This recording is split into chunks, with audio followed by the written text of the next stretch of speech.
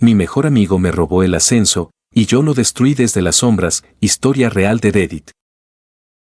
Nunca pensé que una oficina gris pudiera esconder tanta traición. Mi nombre es Julián, tengo 34 años, y hasta hace unos años, creía que el trabajo duro y la lealtad te llevaban lejos. Hoy sé que es la ingenuidad la que te hunde. Empecé a trabajar en una empresa de logística pequeña, pero ambiciosa.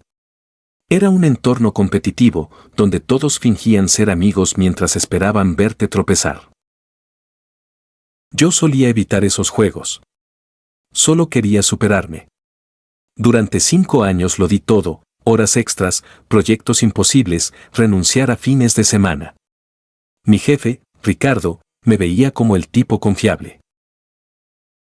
El problema es que en ese mundo, ser confiable no significa que te respeten. Mi amigo, bueno, el que yo creía mi amigo, se llamaba Esteban. Lo conocí cuando entró como practicante. Le enseñé todo, los sistemas, los clientes difíciles, cómo evitar los errores que cuestan el trabajo. Era brillante, carismático, pero también encantadoramente peligroso. En las reuniones, sabía cómo decir lo justo para ganarse a todos. Lo admiraba, lo admito. Hasta llegué a verlo como un hermano. Un día, Ricardo me llamó a su oficina. Julián, estoy considerando promoverte a supervisor regional. Necesito a alguien con tu entrega. Esa noche no dormí de la emoción. 5 años esperando ese momento. Se lo conté a Esteban. Él me abrazó, me felicitó, y levantó la copa diciendo: hermano, te lo mereces. Lo que no supe, es que esa misma noche, se fue directo a cenar con Ricardo. A los pocos días, empecé a notar cosas raras, correos reenviados, comentarios distorsionados, decisiones que yo no había tomado, pero que parecían venir de mí. Algo no encajaba. Y de pronto, la noticia. El nuevo supervisor regional será Esteban. Se me cayó el mundo. No entendía nada. Fui a hablar con Ricardo. Entré a su oficina con el alma hecha pedazos. Quiero entender qué pasó. Ricardo suspiró. Julián, sos bueno, pero me preocupa tu falta de transparencia. Hubo correos que mostraron decisiones irresponsables con clientes y Esteban me ayudó a entenderlo todo. Me quería morir. Me había tendido una trampa. Esa noche no volví a casa. Caminé por la ciudad entera, incapaz de aceptar que la persona en quien más confiaba había manipulado todo. La siguiente semana me degradaron y me pasaron a una sucursal secundaria. Era el equivalente a una expulsión silenciosa. No renuncié. No quería darle el gusto. Pero desde ese día, algo dentro de mí murió. En esa sucursal empecé de cero. Equipos viejos, ambiente hostil, cero apoyo. Pero también, libertad. Nadie me vigilaba. Nadie se preocupaba si pasaba horas revisando antiguos servidores o bases de datos. Y ahí vino la oportunidad. Una noche, buscando informes antiguos, encontré algo curioso: facturas duplicadas, cobros a clientes que no coincidían, correos archivados desde la cuenta de un tal Suárez. Esteban Suárez. Al principio pensé que era coincidencia. Pero después vi los montos. Pequeñas cifras desviadas, meses atrás. Nada obvio, pero constantes. Entendí entonces que no solo me había robado el ascenso, me estaba robando a la empresa. No lo denuncié de inmediato. No. Decidí jugar su propio juego. Empecé a recopilar todo, con cuidado. Fechas, horarios, conversaciones. Incluso logré entrar en contacto con clientes a quienes les habían cobrado sobrefacturado. Les pedí discreción. Algunos se indignaron al enterarse y me pasaron correos que Esteban les había enviado desde su correo alternativo para seguir el fraude. 2 meses armando el rompecabezas. Cada noche dormía menos, pero cada pieza me daba fuerza. Hasta que tuve todo listo. Esperé el momento perfecto, la junta anual, cuando los directivos globales visitarían la oficina principal. Esa mañana, Esteban estaba radiante, jugando su papel de líder carismático. El típico tipo que sonríe demasiado. Cuando Ricardo me vio, se sorprendió. Julián, ¿qué haces acá? Solo vine a entregar un informe, le dije. Pedí permiso para presentar los resultados de mi sucursal y mientras hablaba, lancé en pantalla las cifras que desmontaban el fraude. Números, fechas, correos, transferencias. Los directivos se quedaron helados. Esteban intentó interrumpirme, pero uno de los jefes tomó la palabra. ¿Nos estás diciendo que uno de nuestros supervisores manipuló clientes y desvió cobros? Yo no respondí. Me limité a abrir la última diapositiva, sus propios correos electrónicos firmados E. Suárez con su cuenta bancaria. Silencio total. Ricardo se levantó, pálido. Esteban tartamudeó un par de palabras, pero nadie lo escuchó. Días después, fue despedido, investigado y denunciado. La empresa ofreció disculpas internas, y Ricardo, con una vergüenza que no podía ocultar, me pidió volver como supervisor regional. Pero yo ya no era el mismo. Acepté, pero con una condición. Quiero dirigir la sucursal que Esteban manejaba. Quiero reconstruirla desde cero. Desde entonces, la empresa cambió su manera de manejar la ética interna. Y yo, en silencio, guardé una copia del archivo con todo. No para usarlo, sino como recordatorio. De que en los juegos de poder, uno puede ser traicionado, pero también puede aprender a moverse en las sombras. Y aunque la venganza no me devolvió los años perdidos, me devolvió algo mejor, mi dignidad y la certeza de que hay victorias que se saborean en silencio. No sabes lo que es mirar a alguien a los ojos y fingir que no sabes la verdad. Desde el día en que descubrí todo, cada mañana se volvió un acto de resistencia. Sonreír, responder correos, aparentar normalidad mientras por dentro estás midiendo cada palabra, cada gesto, cada movimiento de quien te traicionó. En la oficina, Esteban brillaba. Ascendido, con su equipo nuevo, su escritorio de vidrio y la voz del mejor empleado del año. Mientras tanto, yo trabajaba en silencio en la sucursal olvidada, donde nadie esperaba nada de mí. Pero también era el lugar perfecto para observar. Desde allí podía ver todo el sistema sin que él lo notara. A veces me preguntaba si valía la pena. Si no era mejor dejarlo ir, olvidarme. Pero cada vez que pensaba en cómo manipuló a Ricardo, en cómo usó mi lealtad contra mí, el fuego se encendía de nuevo. Decidí no actuar por impulso. Aprendí algo observando a Esteban. La gente como él cae por el exceso de confianza, no por errores pequeños. Lo primero fue protegerme. Cambié todas mis contraseñas, limpié mis correos, respaldé mis archivos personales. Si en algún momento él sospechaba, no tendría contra qué atacarme. Después vino lo más difícil, acercarme sin levantar sospechas. Le mandé un mensaje casual un lunes. Che, ¿cómo va todo por allá? Te felicito, merecido lo tuyo. Me respondió con tono amistoso, casi sorprendido. Gracias, Juli. No te voy a mentir, al principio estuve mal por lo que pasó, pero bueno, así es la empresa, ¿viste? Lo leí 1, 2, 3 veces. Así es la empresa. Esa frase me quedó resonando. Era su forma de decir te gané limpiamente.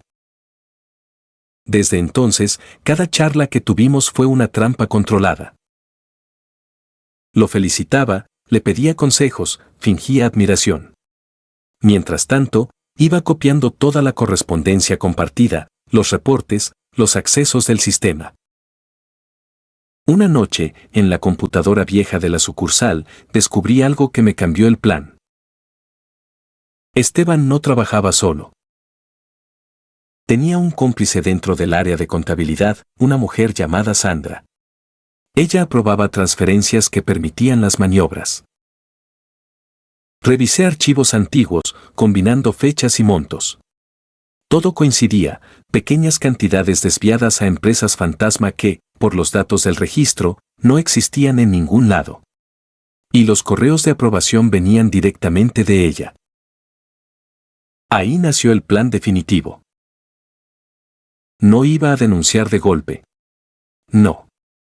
Tenía que dejar que se expusieran solos. Y eso requería paciencia y precisión. Durante semanas, fui plantando pequeñas inconsistencias en el sistema. Copias de correos, duplicados de facturas, documentos aparentemente mal archivados que parecían errores inofensivos, pero que los conectaban directamente con los movimientos ilegales. Esteban empezó a notarlo. Me escribía con frases tensas. Che, Julián, ¿vos tuviste acceso a los reportes de clientes nuevos? Hay cosas raras. No, para nada. Debe ser un error del sistema, respondía, con una calma que me costaba mantener. Lo veía perder el control poquito a poco. En cada reunión, más nervioso, más insistente. Incluso llegó a mencionar mi nombre enfrente de Ricardo con disimulo. No sé si los errores vienen desde la sucursal de Julián. Ricardo me llamó ese mismo día. ¿Tenés idea de lo que está pasando, Julián? Estoy al tanto de los errores, pero nada grave, le dije. Si querés, te mando un reporte completo mañana. Esa noche lo preparé. Minucioso, detallado, con todos los movimientos legítimos. Ni una sola trampa que se me pudiera atribuir. El verdadero ataque sería invisible. A partir de entonces, comencé a recibir llamadas anónimas. Una voz masculina me dijo una vez: deja de husmear, Julián. No sabes con quién te metes. Me heló la sangre. Solo Sandra y Esteban podían saber lo que yo sabía. Estaban nerviosos. Pensé en irme. De verdad. Tenía miedo. Pero algo más fuerte me retenía, el deber de cerrar ese ciclo. Fue entonces cuando descubrí el último dato que necesitaba. Esteban estaba planificando una venta irregular a una empresa fantasma para desviar una gran cantidad de dinero justo antes de la auditoría anual. Esa era mi trampa. Esperé pacientemente. Faltaban 3 semanas para la auditoría. En ese tiempo me gané la confianza de Sandra fingiendo saber parte del juego. Le dije que sospechaba que había movimientos comprometedores en su cuenta y que si estaban cubiertos, podía protegerla. Mantuve esa conversación grabada, con su permiso fingido. Luego, envié un mail anónimo a control interno alertando de irregularidades con fechas y montos exactos, lo suficientes para que la auditoría se concentrara ahí. Los días previos fueron tensos. Sabía que si algo salía mal, me acusarían de espionaje o manipulación. Pero lo soporté. El día de la auditoría, todo explotó. Esteban no entendía por qué los auditores revisaban justo esos contratos. Intentó aparentar calma, pero cuando sacaron la documentación, supo que estaba muerto. Los archivos, los correos, las transferencias, todo llevaba su firma digital. Sandra lo negó al principio, hasta que la enfrentaron con los audios. Esteban gritaba que era un error, que le habían tendido una trampa. Ricardo estaba furioso, los ejecutivos indignados. Yo, mientras tanto, observaba en silencio desde el fondo. Nadie sospechó. Esa noche, Esteban me llamó al celular por última vez. Fuiste vos, ¿no? Te hiciste el santo, pero me delataste. No, le dije. Vos te delataste solo. Solo necesitabas un espejo. Colgó. Nunca lo volví a ver en la oficina. A la semana siguiente, me llegó una carta de Ricardo: tu puesto está a disposición, te necesitamos para reparar los daños causados. No le respondí enseguida. Me tomé un día libre. Caminé por la costanera, mirando la ciudad que antes me oprimía. Por primera vez, sentí que el aire no pesaba tanto. Y aunque no me lo admitiera en voz alta, disfruté el silencio que deja una venganza bien ejecutada. Pero todavía faltaba algo que cerrara la historia de verdad.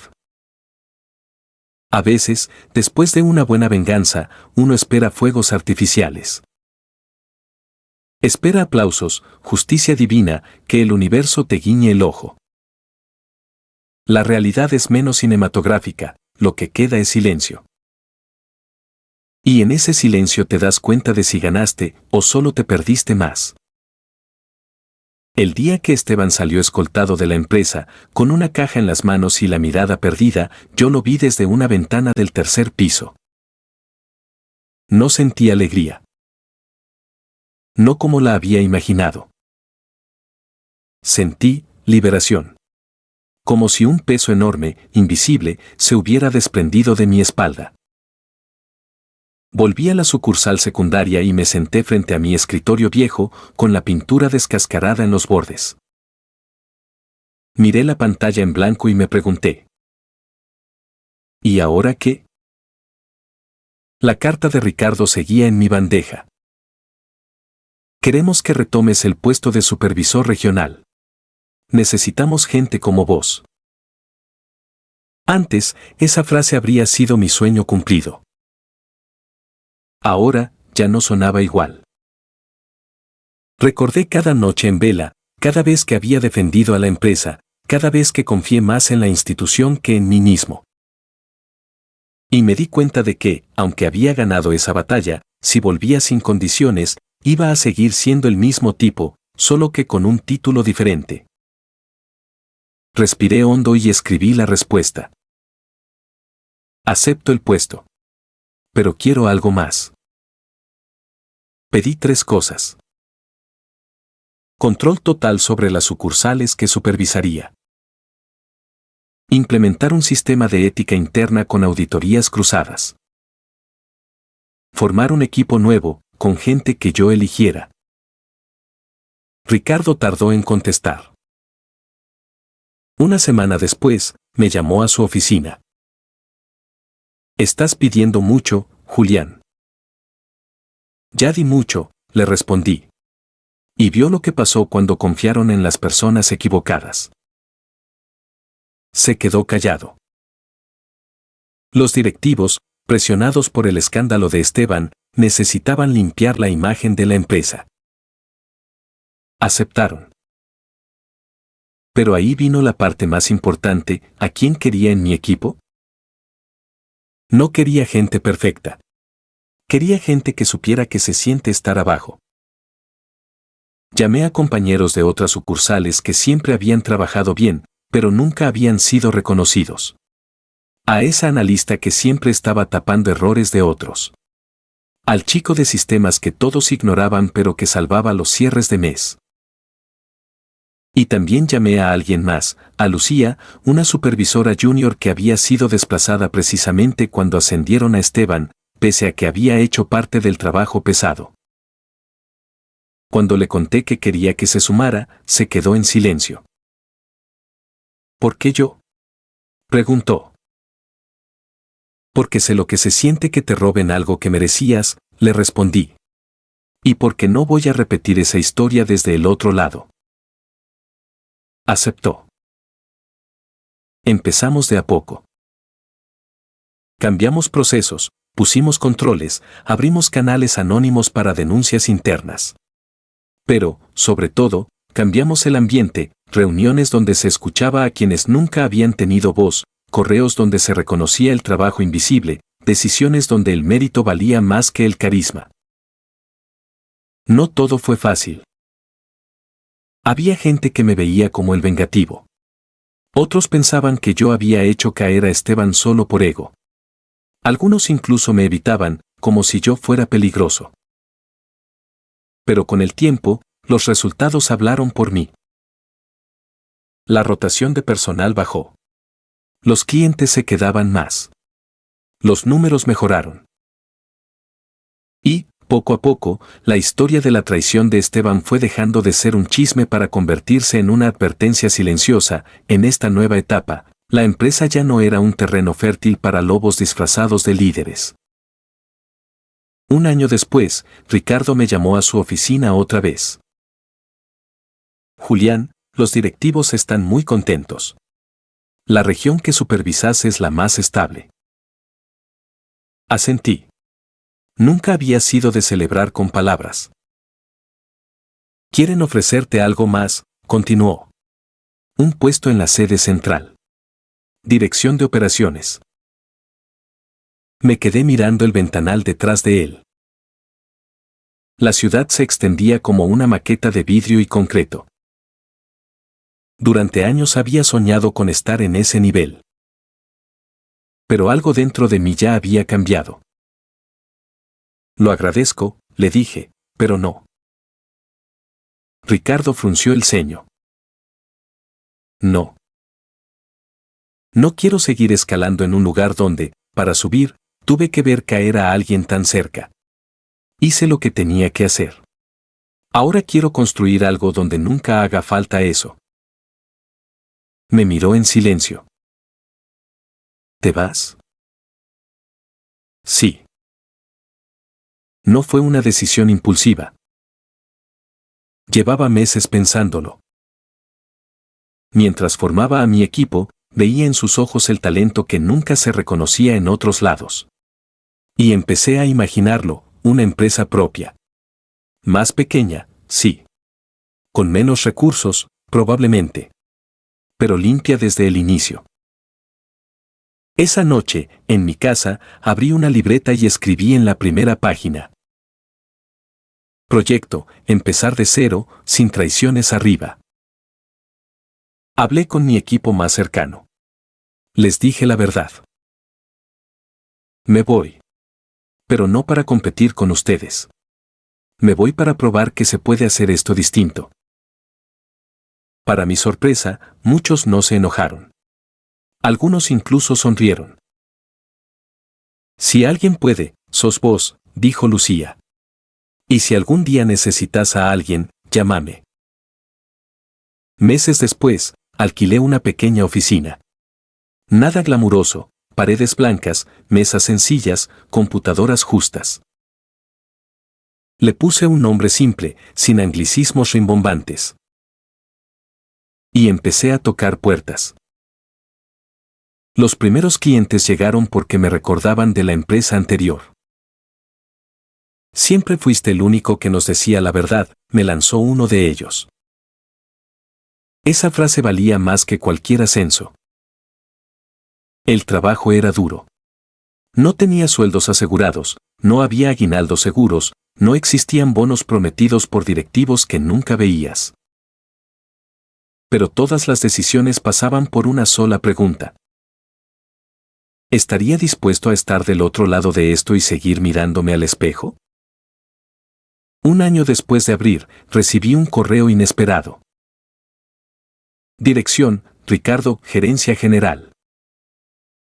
Asunto, ¿podemos hablar? Me reí solo. Nos reunimos en un café. Se le veía más cansado. Menos soberbio. No sabes el agujero que dejó Esteban, me dijo. Después de él, descubrimos más cosas. Había clientes que solo se quedaron porque seguías tú en la empresa. Me encogí de hombros. La lealtad se gana, no se compra. Lo sé, admitió. Te llamé porque necesitamos tus servicios. Y ahí, por primera vez, se dio vuelta la mesa. La empresa que una vez me degradó, que creyó en un trepador antes que en mí, ahora estaba sentada del otro lado, como cliente. Puse mis condiciones. Contrato claro, pagos justos, cláusulas de ética. Nada de zonas grises. Lo firmaron. Cuando salí del café, el aire se sintió distinto. No porque hubiera humillado a nadie, no levanté la voz, no hice discursos heroicos, sino porque entendí que había cerrado el círculo. Esteban ya no estaba. Ricardo había tenido que aprender. Yo ya no era un empleado que agradecía migajas, sino un profesional que podía elegir con quién trabajar. Una noche, ya en mi pequeña oficina, me quedé solo frente al monitor apagado. Pensé en la primera vez que le conté a Esteban sobre mis sueños, cuando todavía creía que era mi amigo. Pensé en la rabia, en el deseo de verlo caer, en la satisfacción a medias de haberlo logrado. Y me di cuenta de algo. La venganza fue solo el puente.